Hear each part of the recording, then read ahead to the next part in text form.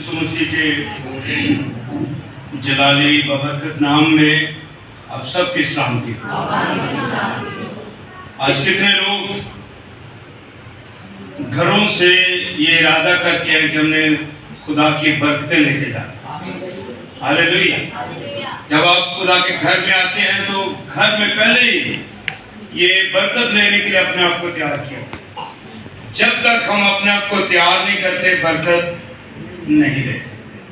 تو آج کی برکتیں مہینے کے پہلے اتوار میں پاک عشاء کی میز سے بھی ہم لیں گے، اور خدا کا زندہ کلام جو زندگی کی روٹی ہے یہ بھی میرے اور آپ کے لیے جو ہے وہ برکت کا باعث ہے۔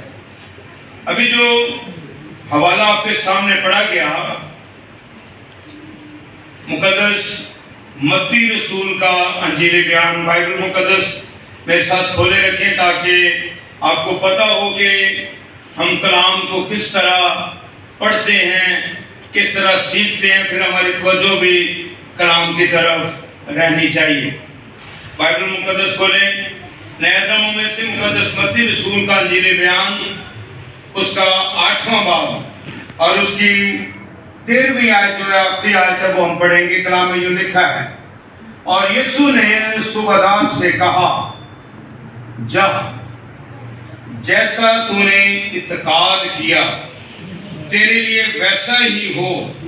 اور اسی گھڑی خادم نے شفا پائی۔ خدا ہم کی برکت، خدا ہم کے زندہ پاک کلام کے پڑھے اور سنے جانے پر۔ آج کے صبح خدا یسوع مسیح ایک رومی صوبیدار کے نوکر کو شفا دیتا ہے کہ رومی حکومت کا صوبیدار ہے اور اس کا ایک نوکر بیمار ہے، اس کے لیے شفا ہے۔ بائبل مقدس میں جب ہم نئے عہد نامہ کا بخوبی مطالعہ کرتے ہیں تو جتنے بھی معجزات ہوئے، جتنے بھی لوگ یسوع کے پاس آئے انہوں نے شفا لی، بہت سے لوگ غیر قوم کے زیادہ لوگ آتے تھے۔ ایک عورت سور فنیکے کی رہنے والی، وہ کس لیے آتی ہے؟ کوئی بتا سکتا ہے؟ ہاں جی، کیوں آتی ہے وہ یسوع کے پیچھے آتی اور آ کر کہتے میری بیٹی بیمار ہے تو اس کو شفا دے دے۔ تو خداوند یسوع مسیح نے جب اس کو دیکھا کہ یہ عورت جو ہے دوسری مذہب کی ہے تو یسوع نے اس سے 2 الفاظ کہے تھے۔ کوئی بتا سکتا ہے؟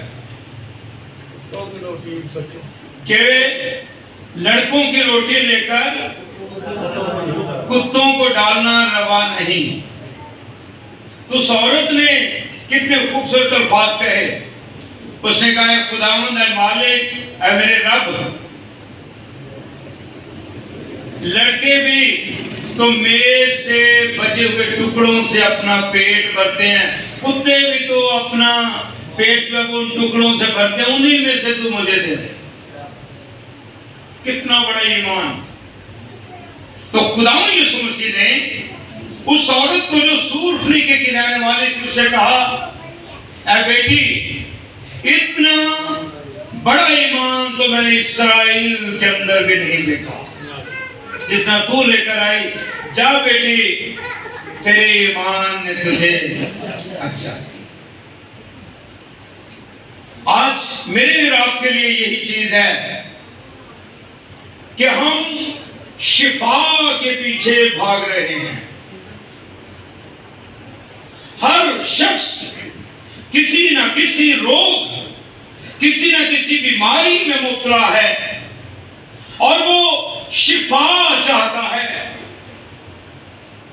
لیکن شفا لینے سے پہلے ہمیں شافی کو ڈھونڈنے کی ضرورت ہے، شافی کو پکارنے کی ضرورت ہے۔ بائبل مقدس میں اس عورت کو جو 12 برس سے بیمار ہے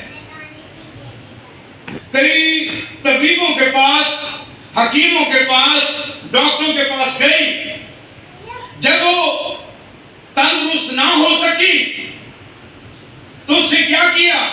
اس نے سنا کہ یسوع مسیح، یسوع ناصری جو ہے وہ شفا دیتا ہے، تو وہ اپنی بیماری بھی یسوع کو بتانا نہیں چاہ رہی، اپنا دکھڑا بھی یسوع کو سنانا نہیں چاہ رہی، لیکن اس نے ذہن میں ایک خیال رکھا کہ یسوع مسیح جب ایک بھیڑ میں ہوگا تو میں یسوع مسیح کی پوشاک جو یسوع نے پہنی تھی میں اس کو چھو لوں گی تو شفا۔ اور اس نے کیا کیا؟ ایسے ہی کیا۔ اور جب وہ اس بھیڑ میں لوگ ایک دوسرے پر گرے پڑے جا رہے تھے، لیکن جب خداوند یسوع مسیح کو ایمان کے ساتھ اس عورت نے یسوع کے پوشاک کو چھوا تو یسوع مسیح نے کہا مجھے کسی نے چھوا ہے۔ تو شاگرد کہنے لگے خداوند یسوع اتنی بھیڑ ہے، اتنے لوگ ہیں، لوگ تو ایک دوسرے پر گر رہے ہیں، پتہ نہیں کس نے۔ یسوع نے انہیں بتایا، سنیں جو بات ایمان کی ہے، خداوند یسوع مسیح نے انہیں بتایا کہ مجھے کسی نے چھوا ہے۔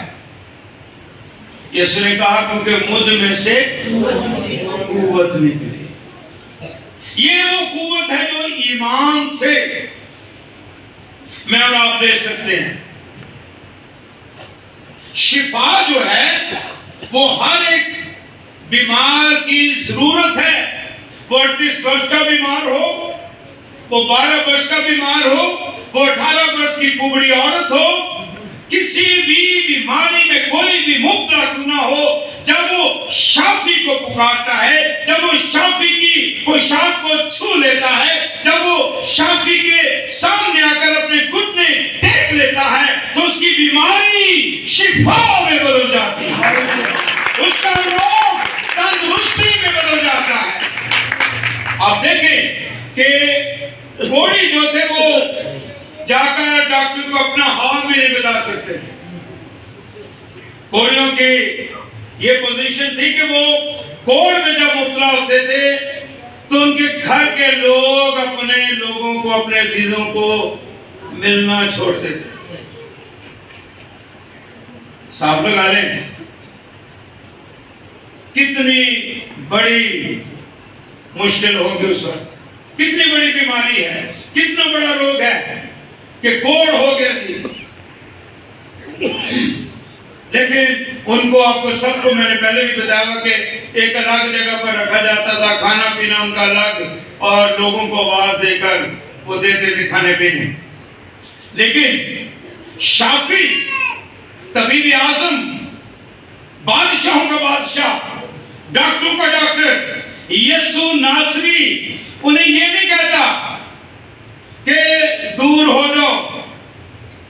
جب وہ آتے ہیں تو یسوع ان کو گلے سے لگاتا ہے، یسوع کوڑ کی پرواہ نہیں کرتا۔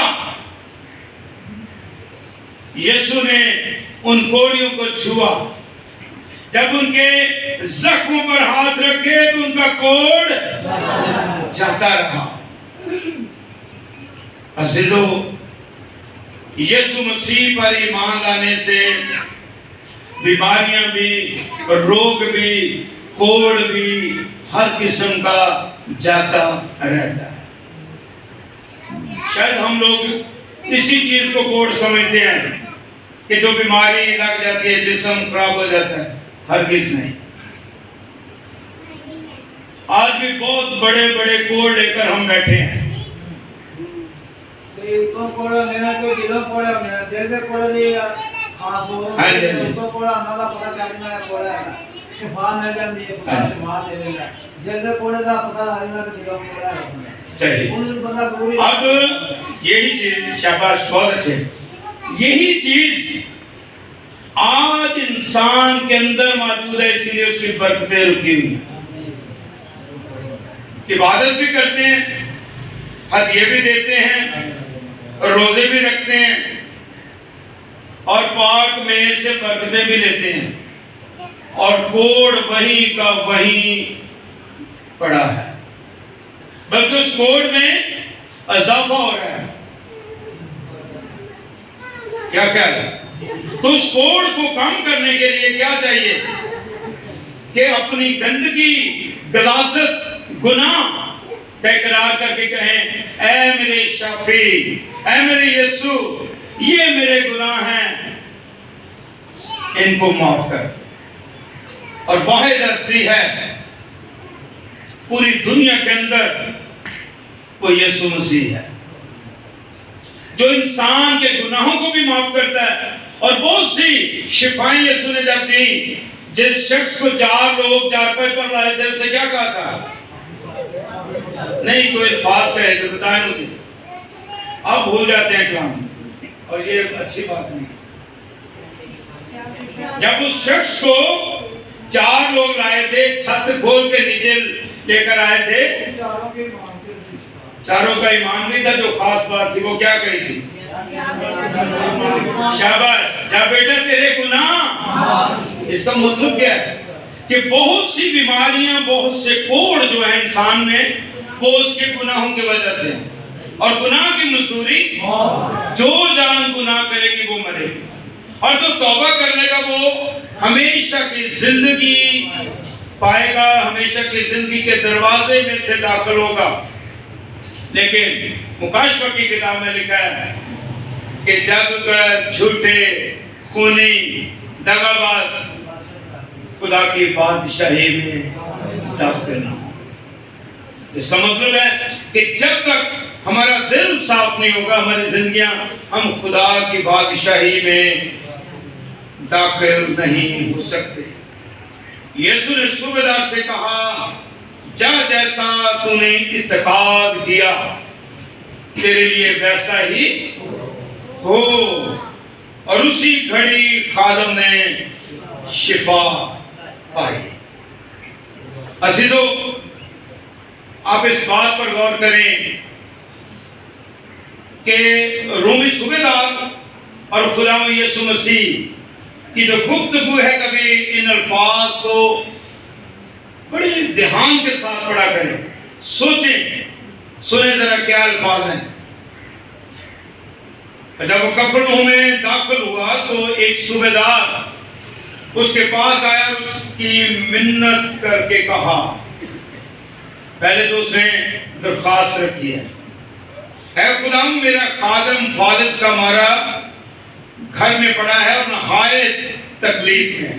اس نے ڈاکٹر کے سامنے اپنی بیماری کو، اپنے نوکر کی بیماری کو رکھا۔ پھر اس نے اس سے کہا، میں آ کر اس کو شفا دوں گا۔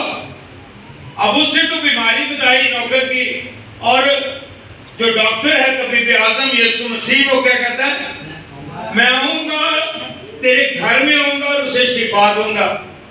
کہ کتنی بڑی برکت تھی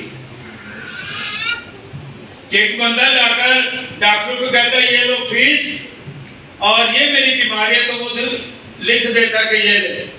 لیکن یہ ڈاکٹر کہہ رہا ہے، تو جا، میں آؤں گا اور شفا دوں گا۔ کتنی بڑی برکت ہے۔ لیکن اس میں ایک راز چھپا ہوا ہے۔ اس نے کہا، میں آؤں گا اور آ کر اس کو شفا دوں گا۔ صوبیدار نے جواب میں کہا، اے خداوند، میں اس لائق نہیں۔ وہ تو کہتا ہے میں تیرے گھر آؤں گا، وہ کہتا ہے میں اس لائق نہیں کہ تو میری چھت کے نیچے آئے، اور میں بلکہ صرف زبان ہی سے کہہ دے تو میرا خادم شفا پائے۔ اس نے کہا، تو یہی سے کہہ دے، میں تو گنہگار ہوں، میں نہیں چاہتا کہ تو میری چھت کے اختیار میں ہوں، اور سپاہی میرے متحد، اور جب ایک سے کہتا ہوں جا تو وہ جاتا ہے، دوسرے سے کہ آ تو وہ آتا ہے، اور اپنے نوکر سے کہ یہ کر تو وہ کرتا ہے۔ یسوع نے یہ سن کر تعجب کیا۔ اب غور سے سنیں اس بات کہ رومی صوبیدار کس طریقے سے خداوند یسوع مسیح سے برکت لے رہا ہے۔ اپنی نوکری، اپنی صوبیداری، اپنے اختیار بھی بتا رہا ہے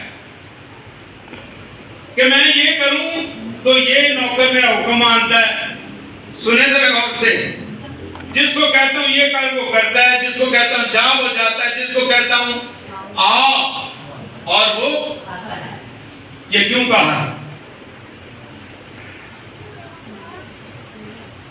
یہ اس نے اس لیے کہا تھا کہ میرے گھر کی چھت کے نیچے جو ہے وہ تو نہ بلکہ تو یہیں سے کہہ دے. وہ اپنے کاموں کو اپنے اختیار کو بتا رہا ہے کہ میں تو کچھ بھی نہیں ہوں. تو میں جس نوکر کو کہتا ہوں آ تو وہ آتا ہے, جس کو خدمت کے لیے کہتا ہوں وہ کرتا ہے, جس کو کہتا ہوں جا وہ جاتا ہے, جس کو کہتا ہوں آ اور وہ آتا ہے. تو خدائے واحد قادر مطلق خدا کا اکلوتا بیٹا یسوع مسیح ہے, اور تیرے کہنے میں بڑی قدرت ہے. اگر تو یہی سے کہہ دے گا تو وہ نوکر شفا پائے. حقیقت میں اس نے اپنے دل کے بھید کو کھول کر رکھ دیا. کہا کہ اگر تو یہی سے کہتا کہ میرے نوکر میرا حکم مانتے ہیں تو بڑے اختیار والا ہے. تو اگر کہہ دے گا تو ایسا ہی ہوگا. جب اس نے یہ کہا تو غلام یسوع مسیح کے الفاظ, یسوع نے یہ سن کر تعجب کیا اور پیچھے آنے والوں سے کہا, میں تم سے سچ کہتا ہوں کہ میں نے اسرائیل میں بھی ایسا ایمان نہیں پایا. کتنی بڑی برکت. آج بھی شاید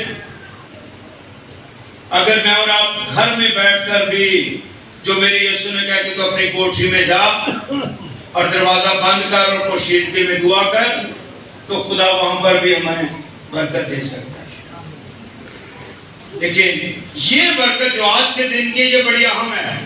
6 دن کام کر, 7واں دن خداوند تیرے خدا کا دن, اس دن تو نے کیا کرنا ہے؟ خدا کے گھر جانا ہے, اس کی عبادت اور پرستش کرنی ہے. اور اس کی وہ برکتیں جو خدائے واحد خداوندوں کے خداوند نے اپنے اکلوتے بیٹے کو دی ہیں وہ تم بھی لے سکتے ہو.